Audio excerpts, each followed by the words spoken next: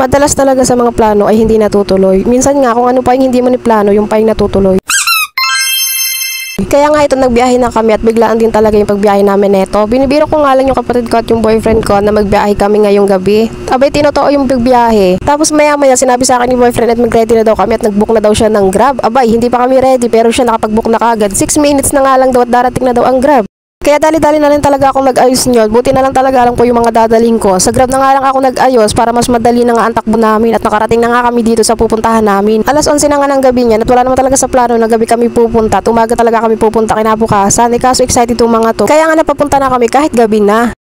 Hi guys, nandito kami ngayon sa SM Aura. So yan, alam, bigla lang ipagpunta namin dito kaya ginabi na kami. Ito yung mga kasama ko guys. Kapatid ko, tapos si boyfriend. Hala, kitang-kita. Nandito kami sa kalsada nag-aantay kasi meron kaming inaantay. Ayun. Gabi na kami nakapunta dito. Ayan, saan?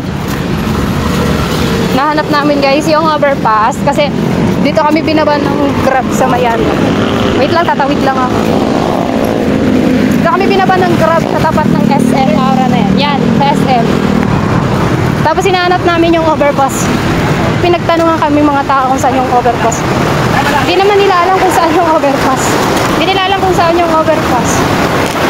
Baka mga bago lang din yung dito dumayo. Kaya naglalakad na kami. Papunta kami sa baba. Yan guys, ang laki ng SM Aura.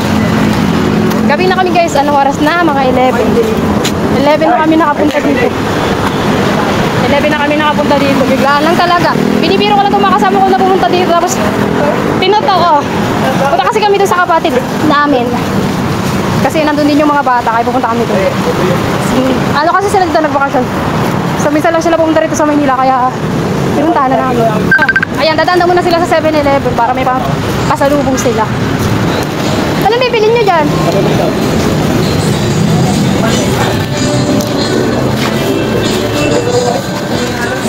Ayo. Ano na yan?